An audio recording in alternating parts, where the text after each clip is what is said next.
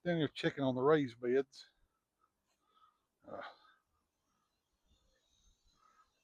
yeah, let me show you. So here is a succession planting of zucchini and squash, and I don't know why they didn't. I think I know why. I think they got dug up by the squirrels. The squirrels love to get in my raised beds and dig. So I replanted. I've actually put a cucumber right there, and I planted some right here, and they haven't sprouted up yet. So I may replant them, but this side of the bed, for some reason they haven't bothered that side of it. It's doing pretty well. There's our asparagus, and there's our flowers that we planted early on. They're starting to bloom, and then this one is full of sweet potatoes. So see, they're coming out of the netting. I've got the netting there to keep rabbits and groundhogs out of them. And just looking over the ponderosa. But the task for today is beans. My black beans are, well, they're mature. They were mature before we got this rain. A lot of them were. And since the rain came, uh, the mature ones at the bottom of the plants are laying on the ground and they're starting to sprout. So I'm actually losing black beans uh, due to just their maturity and this last bout of rain we got. So it's the sun's out today. I'm gonna get out here and pull them up and strip them off the plants and yeah, get our black beans put up, and we'll talk about what we're going to plant behind them.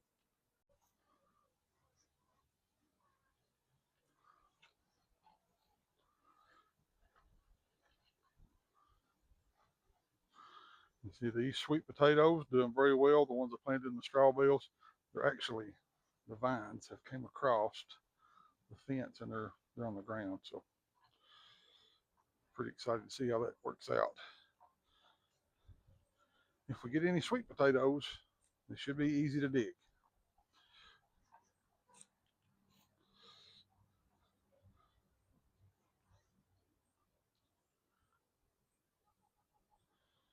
Here we have some okra. It's doing good in the shade of these massive castor plants. They're huge. Yeah, they're way over my head, as are the tomatoes. Tomatoes are doing pretty. I got a lot of plants. I don't have a lot of tomatoes, but they're doing good. They're doing good. There's nothing to complain about. Look at this right here. That's called Alice's Dream. So that was a free pack from my friends at Baker Creek Heirloom Seeds, Rare Seeds. You see, we have got beans hanging everywhere in here. And so we got to pick those too. So today is bean day. And I don't guess there's anything else to do except get started. So I'm going to set you guys up on a tripod or something so you can watch, and I'll get these vines pulled, and then we'll get the beans stripped off, and then we'll pick these. And yeah, full day, or well, I don't say full day, full afternoon at the garden.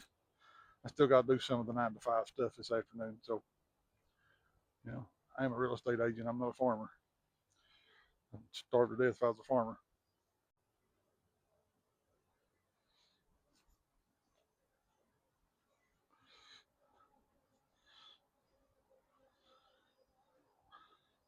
Put these sticks in the ground. I don't know if you can see it or not. I hope so. I put these sticks in the ground on each end of the mark. My grandpa beans are from here over.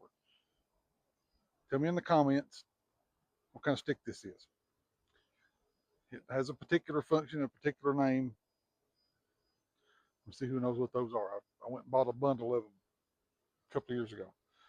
So I'm gonna get started pulling these beans. I've got a wheelbarrow on the other side of the fence. I'm just gonna chuck them over into that wheelbarrow, vines and all, and then we'll go sit in the shade and pluck them off the vines.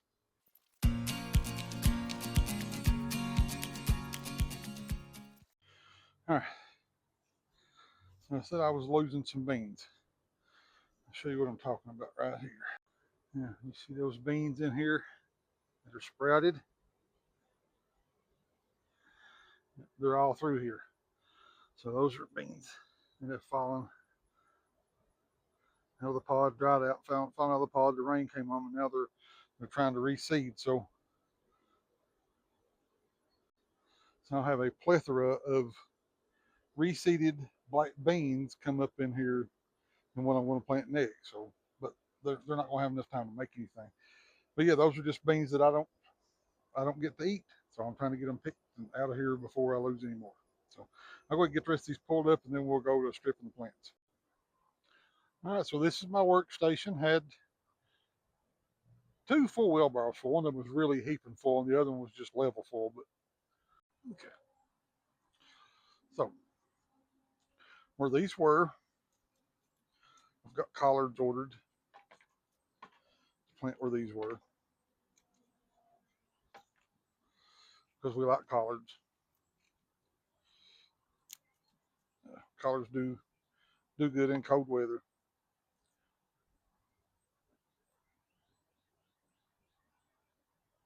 Uh, I also ordered mustard and turnips. Now, this isn't the mustard like the yellow mustard you buy in a squirt bottle to put on your bologna sandwich. Uh, this is mustard greens. I really like mustard. Uh, all the old timers back home. There you go. These pretty black beans. Can you see them?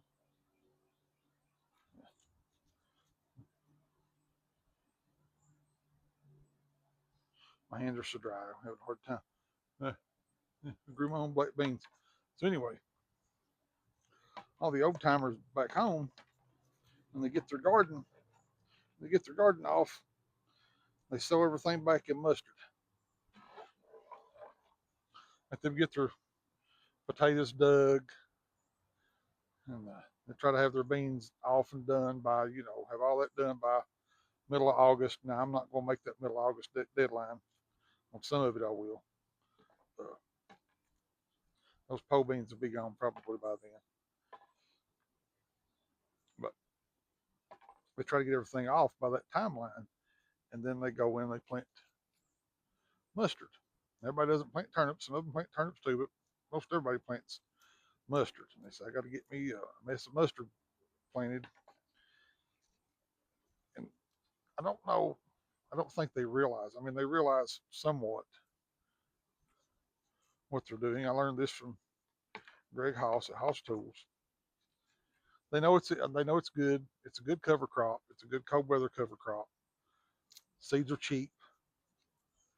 Uh, they always germinate good, and it's good to have something on your soil after your garden's done. It's good for your dirt. It's good to keep your dirt alive and living and working.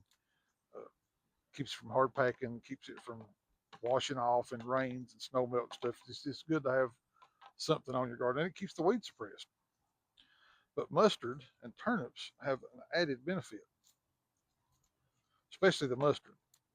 The mustard is a biofumigant, and what that means is that the mustard will hang in there until it gets really cold. Like, I mean, mustard can handle sub-freezing temperatures with ease. It'll just stay green. You can go out and the leaves will be froze. You just break them off and bring them in and thaw them out, cook them down, and eat them. I mean, it can handle it. What ends up killing the mustard is if you get a pretty big snow that kind of mashes it to the ground, packs it on top of it.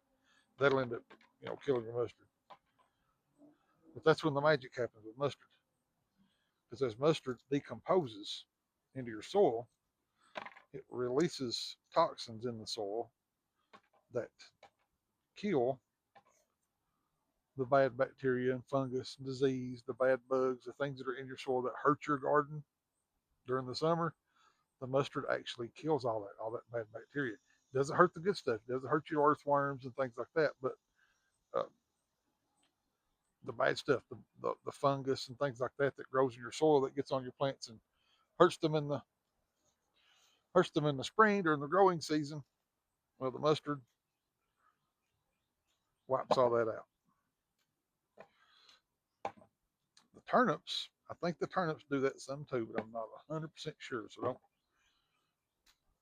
hold me to that.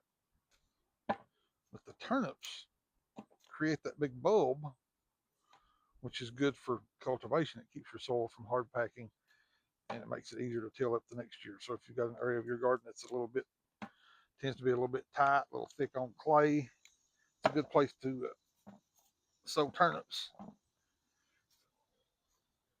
Now, I'm supposed to be throwing those in the wheelbarrow. Now, I am not just growing turnips for the benefit of cultivating my soil. I like turnips. Everybody don't like turnips, but I like turnips. So I ordered turnip seed and mustard seed. I ordered a pound of each, which is about 250,000 seeds per pound. And I'm obviously not going to eat 250,000 turnips. So many of them will be left through the winter. Turnips are probably more hardy than the mustard. They can handle that snow even. And then the spring, I'll just run the tiller through them and chop them up into the soil, and they'll become food for my garden next spring. It's important to have cover crops on your garden. If you don't, you're just letting a big mud hole lay out there where your garden was. And that's not pretty. So, and it can't be healthy for your soil to lay bare all winter. So I sow mustard and turnips, and we're going to sow some collards and see if that covers everything. If that doesn't cover everything, I may order some more mustard seed or some rye seed, ryegrass or something. I think ryegrass is good cover crop because it's not like crabgrass, and it doesn't go under the ground and sprout up and stuff. You can, in the spring, you can go through the lawnmower, mow that ryegrass down, and then just till it up and just grind it up into your soil. It makes good compost, and it won't come back. So ryegrass is another good cover crop. But I don't eat ryegrass. I do eat mustard and turnips, so I grow mustard and turnips.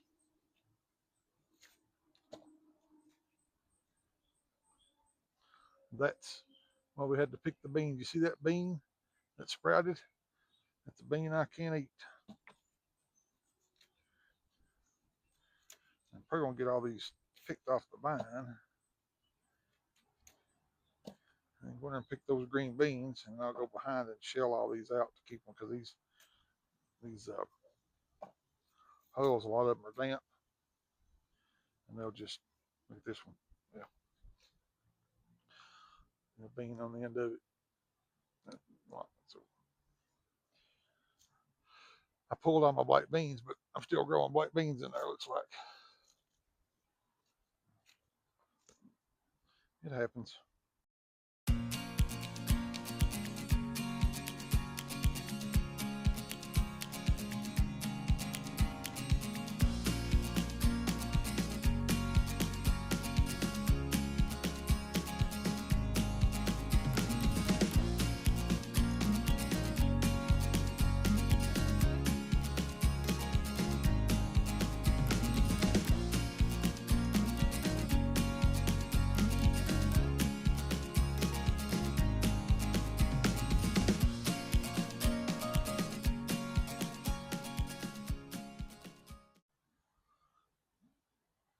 Black beans are done. Black beans 2026. Got a full bucket full. Now that little patch. Oh, there's what's left of the vines. But we got that done. Black beans out of the way. I still got to pick some green beans before I'm done today. A couple of tomatoes that were ripe. Some cucumbers that are ripe. I need to get those carried in, and yeah, I think I'll call it a day for the garden after that.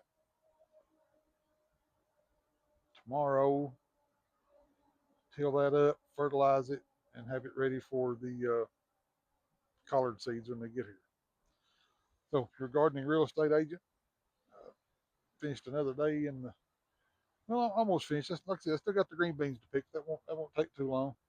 I'll get those picked and get those carried in, and I'll see you guys tomorrow. Okay, I don't have my mic and stuff with me. I done turned on my put my stuff in the house and get ready to pick these green beans. But what is so special about the grandpa beans, you may ask? Well, we planted these 2 days ago, and they're already germinated and coming up out of the ground. So, yay, we will have grandpa beans. All right, I'm gonna pick green beans. See y'all tomorrow.